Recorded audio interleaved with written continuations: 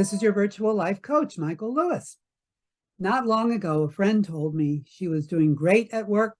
She was her company's highest producer, something like 8 months in a row. And that, in fact, because of her, the company's income had passed the 2 million mark. And as a result, everyone was getting a fat Christmas bonus.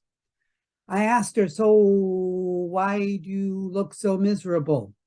She said it was because her boss was jealous of her and was doing everything in her power to take credit for her work and make her look bad, like assigning her to impossible clients, giving her impossible tasks. I told her they don't deserve you there. Start sending out your resumes. Okay, so that was an extreme example. But if it's gotten to that point where it's actually endangering your livelihood and your ability to put food on the table and keep a roof over your head, not to mention maintain your sanity, for goodness sake, find a place that does appreciate you because you're amazing and you need to be appreciated. Now, how about the rest of the situations, okay? You've got a coworker who belittles you, or there's a lot of ill will and low morale spreading around. In other words, it's just not a healthy environment to work and produce in convivially. There are two things to keep in mind. Number one, a toxic workplace, just like a disease, is contagious. It starts with a person and spreads. There is one person, possibly two, at your workplace who truly has no one's best interests to heart.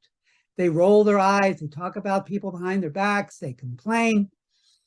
They make life unpleasant, but they are contagious. Other people will begin to be like them, at which point it's hard to tell where it all started or whether it all matters. How does it get contagious? Well, that brings us to thing number two. There is a game being played here, a nasty game.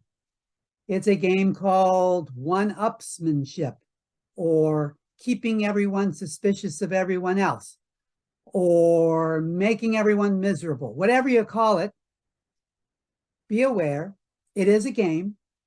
And because it is a game, you do have a choice. You can play it or not.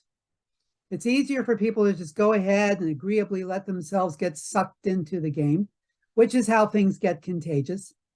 It takes a bit of work to not get sucked into the game, but believe me, it's worth the work. An actor friend of mine was on a set where everybody was into this, oh, I'm better than you thing. And whenever he voiced an opinion about anything, it was either stupid, or they'd already tried that, or who suddenly died and made you king of the world. So he found that the best way to respond to this garbage was not to. If you acknowledge any cutting remark or hurtful action, it does two things. Number one, it gives it more power, because by acknowledging its existence and answering it, you're saying, yes, this is legitimate and it's had an impact on me. And number two, by responding to it in kind, using your own rapier wit, you have reduced yourself to their level and have officially now caught that toxic disease, which you can now spread on to others. Yes, you have become contagious. I was sued by some very nasty people, and I had a ready remark for every creepy thing they had to say. But after a while, I noticed that my legal case was getting nowhere. And worse still, I was starting to feel dirty, low and dirty myself. I had caught their toxicity. So crazily enough, I started to be just as nice as I could be. Just so nice, sincerely nice, without acknowledging any of their evil comments. I just bit my tongue, smiled, and carried on. And every chance I got, I found something nice to say about them and about the judge. I might add that drove them totally around the bend, because they want you to get all irritated and hot under the collar and all irked like they are. They want that to happen. That is part of the game.